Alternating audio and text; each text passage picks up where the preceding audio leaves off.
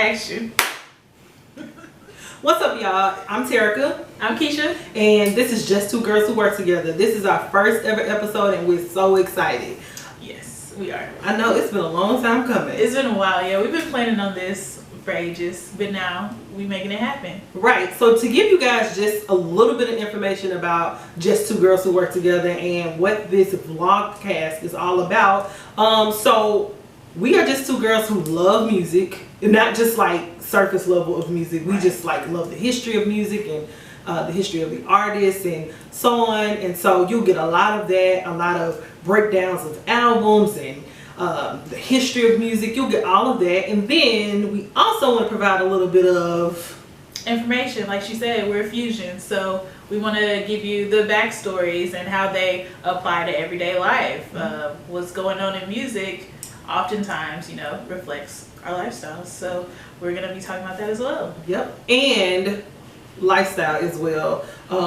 We'll talk about current topics. We'll talk about just things that you should know as a millennial, as you get older, things you should have. So we're just going to have a good time. But today we'll kind of just explain how we started this vlogcast, and basically we'll get into some current topics for today, okay? So starting off, Keisha and I have worked together the last 4 years.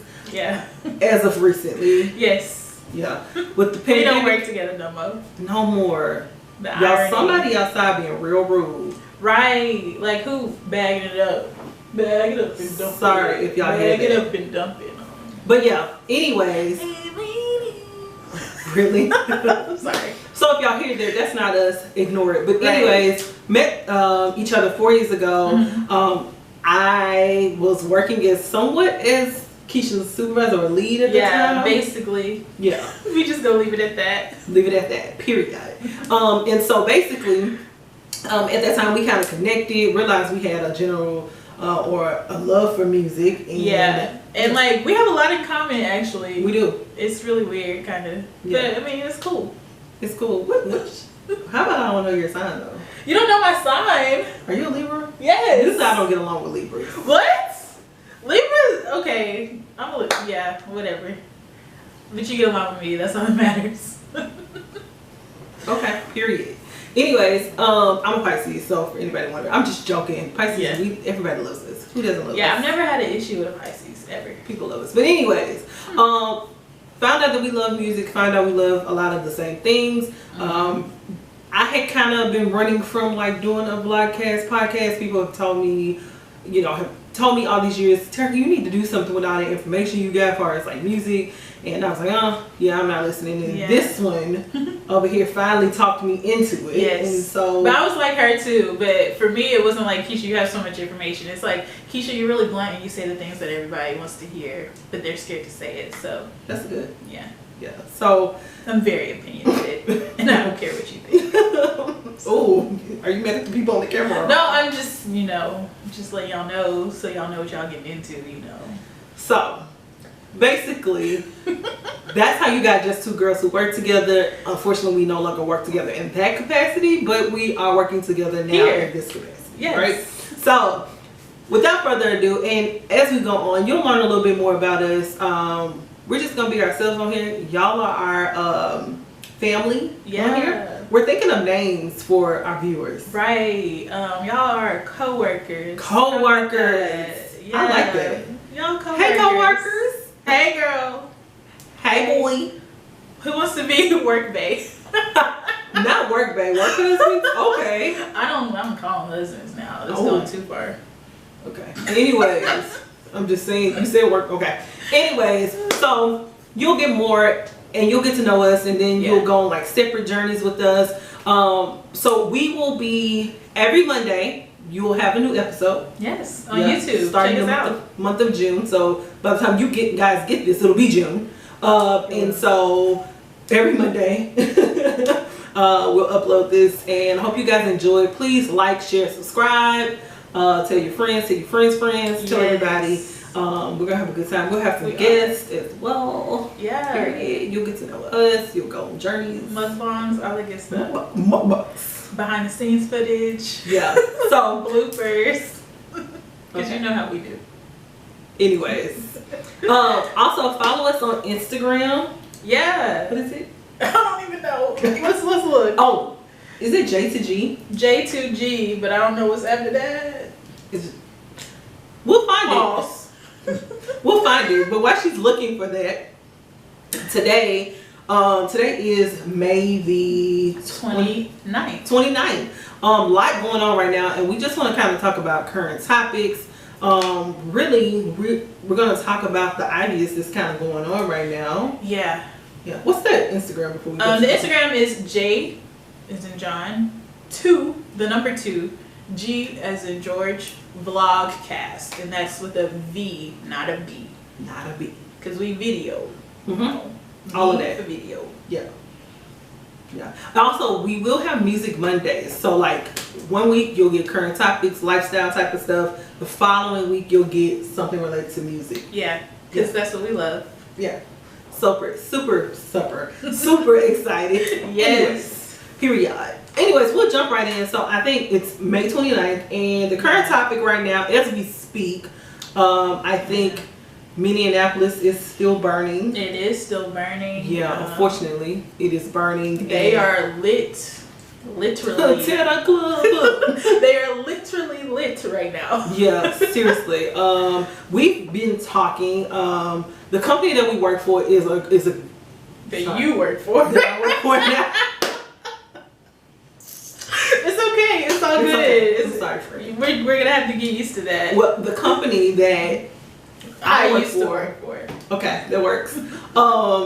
It's a great company and really big about like talking about current issues. We have employee resource groups where we can talk and share about these things. Our CEO and our founders are people that, you know, they are in touch with their population. They want to know what's going on, how they can support. And so that has been like the topic of discussion this week.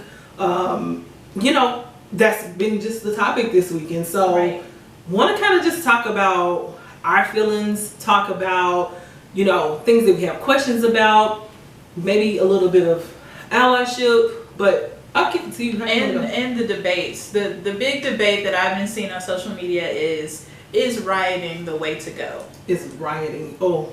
Mm. So, you know, you have people out there, they're like, well, what did Target do to you? Like, there's no point in lighting buildings on fire and destroying your community. But then you have other people that are like, well, we've tried the peaceful protest for years. I mean, Kaepernick was on a knee for a while, and now he can't even play in the NFL. So it's like, we're damned if we do, damned if we don't. They got that man listed as retired. Yeah, so what do you think? So if we want to start it, just my overall emotions or feelings about everything going on, I really hate that we're still at this point so many years later, like that we're still dealing with these issues in 2020. It's 2020. The future is now, but it feels like it's 1920. Yeah. So I am. The first day I was numb, right? So I had no emotion to anything. I was just kind of like, okay, here we go again, because I think we just dealt with Ahmaud. Yep.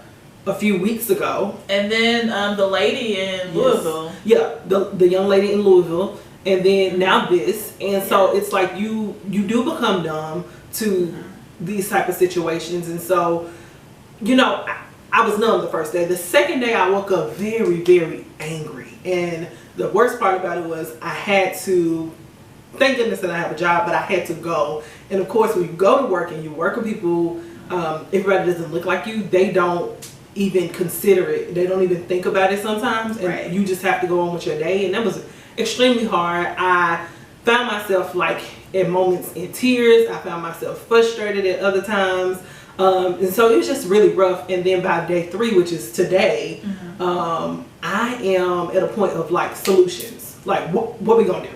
Right. That's where I am now. So yeah, for me, I was about the same. I was kind of numb because I feel like we've kind of gone through the motions for the past, I'd say, like 5 years. Like, we'll see this happen on the news. There'll be a hashtag that's a trending topic, and we'll sign petitions and stuff, and then all of a sudden you don't hear about it again. Right. And then also the police officer doesn't get convicted, so then you're pissed about that.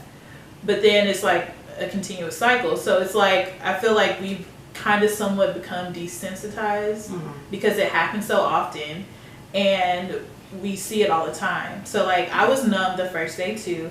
I was just like, well, damn, another one bites the dust. Goddamn, shit, fuck. Right. And then the next day, I woke up with all the black men that I care about on my mind. Yeah. And I was just like, I felt for them because I've had conversations with my brother. My brother, he's he graduated from Belmont. He's black, and he would drive like, I think he had like a old school Buick or some shit. And policemen used to pull him over all the time just because he was black and on Belmont's campus, and they thought that he didn't belong there. And he says all the time that his Belmont parking sticker has saved his life because he starts talking about going to school there, and then they're like, oh, he's good. He's a good guy. I'm gonna let him go. That's crazy. Right. So I was thinking about him and, like I said, all the other black men in my life. And I said a prayer, you know, started my day. I reached out to a few people, asked how they were doing. For me, it's more of I want to be supportive of other people and think about other people and how they feel. Because although it's affecting me, I know that it's affecting black males more. Yeah. So at first I didn't really know like how I should reach out to people, but I didn't want to make it awkward, and I didn't want to like make it seem like I'm forcing them to be emotional and tell me their feelings. So I literally just sent them a hey, how you doing text. Right. Like, are you good? Check in on all my friends and stuff. And then today it's like you're seeing people making petitions, calling in. And it seems like we're getting some traction with those actions. Yeah. At first, we were doing the petitions and stuff and calling in, and we wanted the police officer to be arrested. Yeah. So all of that work actually helped, and he is arrested now. Allegedly. Which, yeah. We haven't seen anything. Yeah, because I'm sorry. But they're reporting that. Yeah, I just don't. I can't say. I would hope people are lying, but I do know, one, people are tired of their cities getting burnt down. Right. So I feel like, to calm people down, they will say anything. We have not seen any footage of this man being apprehended.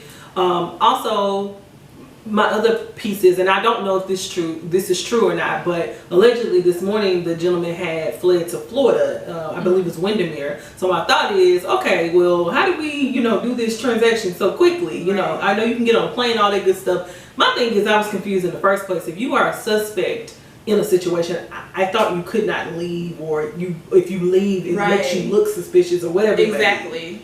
But I mean, he had all them people outside his house, so I mean, I don't blame him. But at the same time, it's like whenever a black person does a crime or allegedly commits a crime, even when they haven't, they go straight to jail.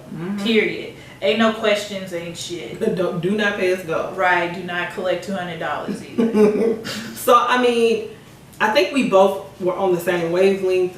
For me, I did think about, the males in my life. I reached out to my coworkers, especially my peer that I work with all the time, because our other peers are not our color, and no one said a thing the first day like that it happened. And granted, it happened later in the day, I think, or some people didn't get the news until later that day.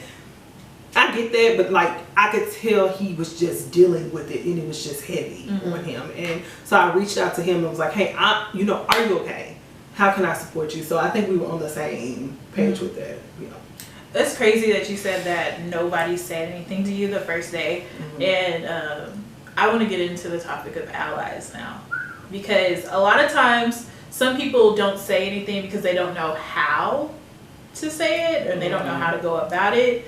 And we were talking earlier about how I've noticed a lot of my white friends on social media have been speaking up a lot more about racial injustices and stuff like that. But I will say that it's easy for you to post something on social media, but whenever you have people that you literally work with every day, you talk to, you kiki, haha, you have drinks together, and you're not concerned about, you're not showing concern, I won't say you're not concerned, but you're not showing concern about their well-being, because this is like affecting us mentally, emotionally, and I mean, I guess like if it's affecting us those ways, it could possibly come out physically. Yeah. So I feel like we need to help our allies. I mean, let me take that back. We don't need to help our allies, but we need to make sure that our allies know that it's okay to talk about it. Because I feel like the biggest thing is they're scared of like our reactions, and they don't know like how to go about the conversation. But I feel like me as a person, like I don't care how you come at me about the situation, just the fact that you are addressing it and you're concerned, that's like an A for effort for me. Like we can have dialogue at that point, and then we can discuss how to go about doing things like that in the future. Like, how do you start those conversations? How can you support us? Yeah, I think so. It's so good that you say like have a conversation. So the reality is, and I'm probably getting this wrong, but go watch Boys in the Hood, and when Doughboy at the end was like, either they don't know, they don't show, or they don't care, right? And I truly believe that, right? But some people are just ignorant, not knowing. Like, it's one thing to say you as a human should be empathetic and just know how it feels to be mistreated, right? The whole golden rule thing. Like, you should know that. So somebody seeing that gentleman losing his life, first thing that should hit as a human is just empathy, right?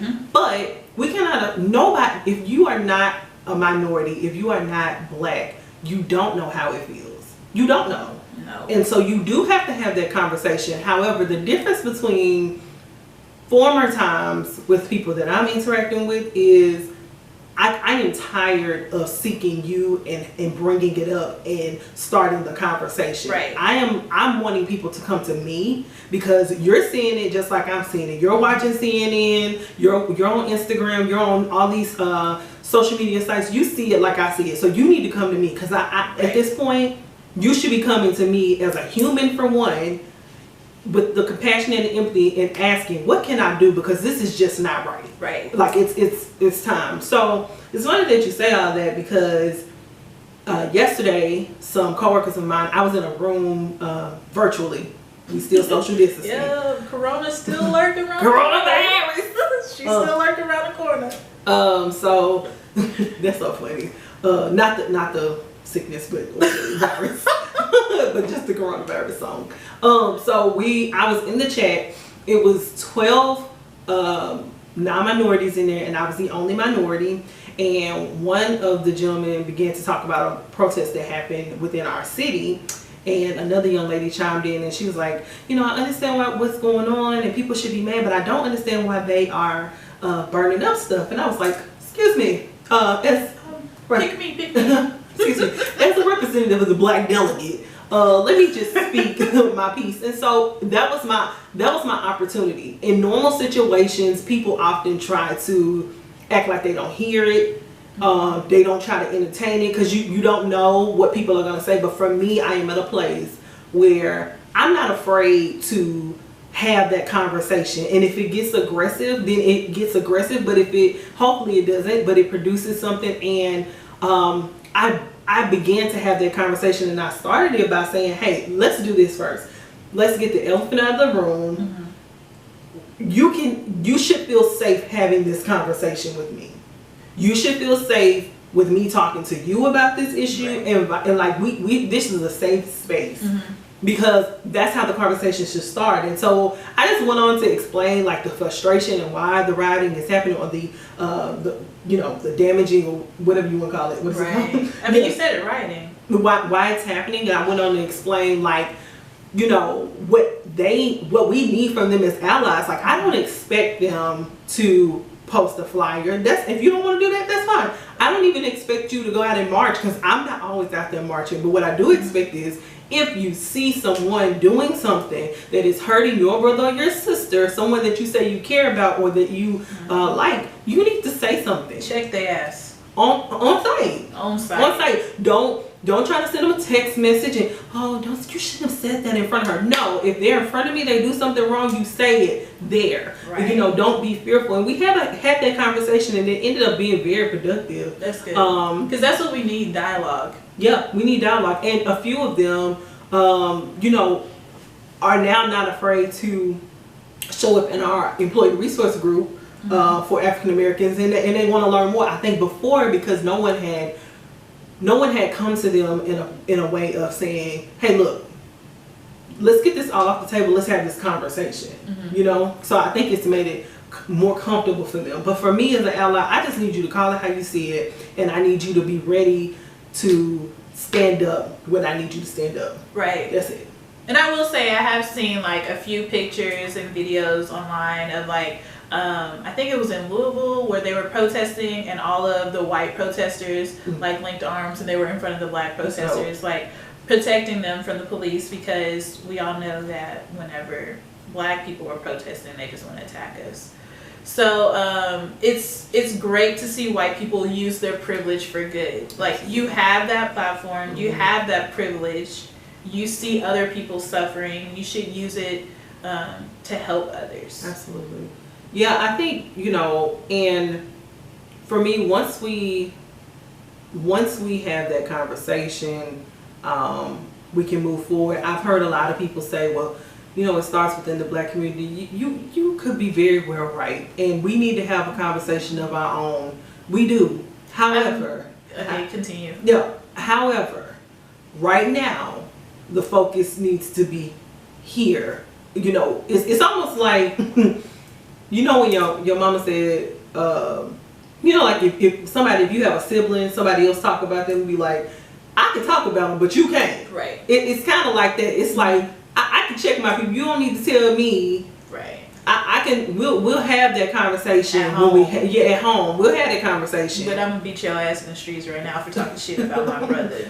Period. You know, that's just how I feel. But at the same time, like, there's different steps. There's different levels to this. I think there's all type of conversations we need to have. For me, I think when I said I was solution minded, and Keisha has been here, my thing is, we've seen these posts that I believe that T.I. dropped this post. I believe he was the first person I saw that posted it. I've seen it around, but the first time I saw it was Mr. Tip Harris. Yes, Clifford. Yes. He mentioned the king. It's the king, Bill. Right. He mentioned to do a blackout day on July the 7th, which is my wedding anniversary, by the way, 3 years. Oh, precious.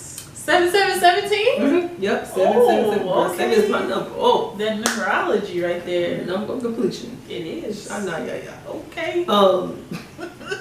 Anyways, so he said to do a blackout day. For me, my thought process is you know, a blackout day, cool. Don't know why it's so far away. Right. My thought process is, you know, we got Juneteenth coming up. How can we make this not a day but a lifestyle? Like, this needs to be the thing where we support our people. We create funds for our people. And I feel like this is not the day of rioting anymore or doing any of that. Like, this is, you got to hit people where it hurts, which is their money, their pocket. But I will say, them riots had Minneapolis. I mean, I feel like if they didn't have the riots, we may not have the arrest, right? The alleged arrest. I ain't seen the brother. But I want to go back to what you said about the black community, and like, we need to, you know, take accountability and do some action. The oppressed can only do so much, though. That's true. So building wealth within the black community, that's a start. It's important. I'm here for it. I will definitely participate any way I can.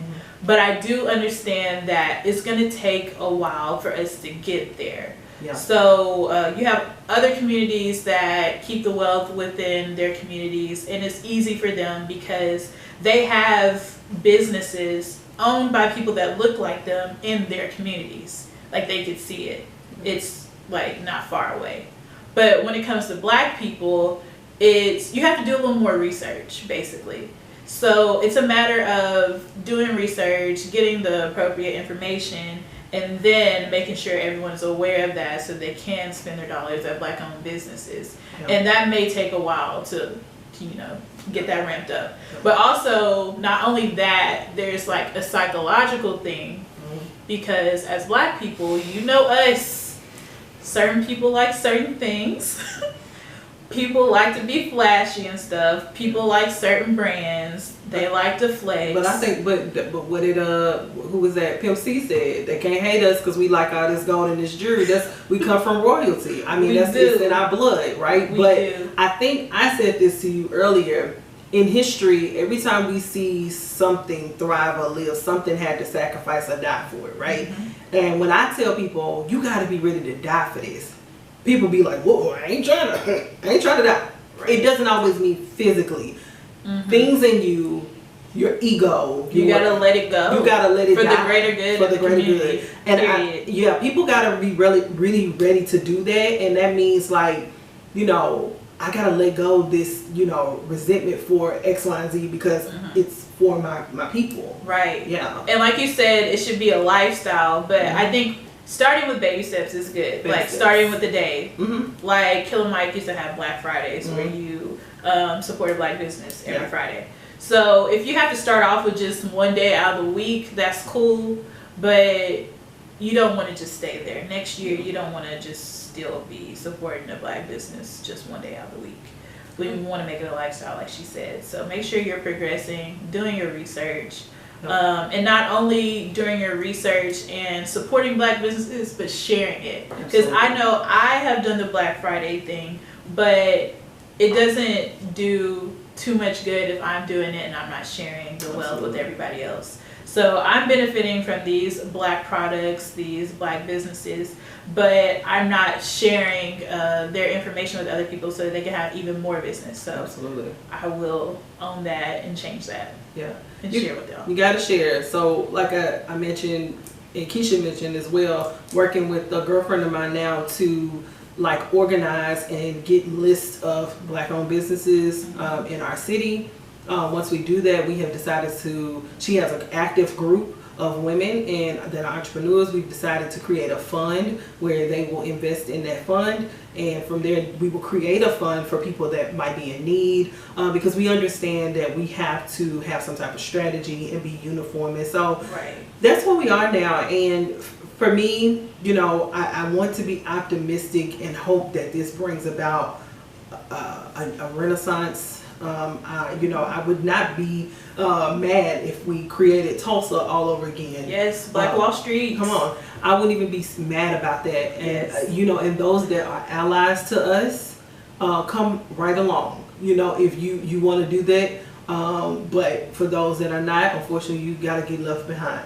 But I hope that it does that. I'm optimistic in it. Me too. And hopefully we get that. Yeah, hopefully we come together because as a Black community, that's one of the things that we kind of we need to work on. So I hate to see, how most of the time in your families, like the Black families come together when somebody dies. Unfortunately. Yeah. So that's what I'm seeing this as. Like everyone's coming together, trying to make sure that we receive justice.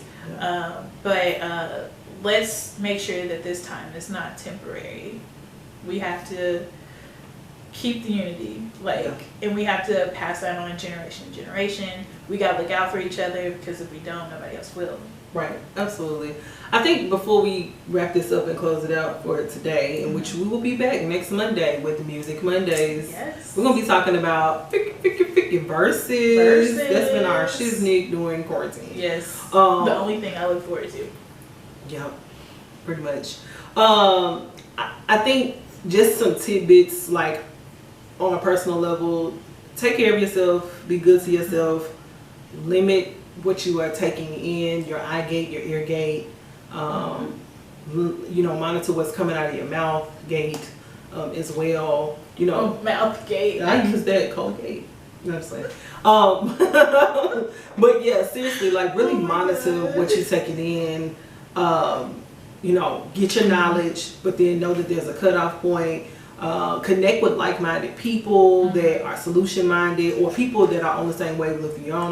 We have a there's power in numbers. Absolutely. We have a girlfriend right now that says that she's seriously like in a place of like just trying to heal, and because she has a husband and a son, and she's just trying to heal, and so she needs to be comforted by people that are in that space, or maybe have gone have passed that stage. Like, find those like-minded people and just be good to yourself right now, and know that, especially know that you're loved, and that's all I have. And also know that it's okay to not have all the answers. Absolutely. Like, I mean, racism has been around for a long time.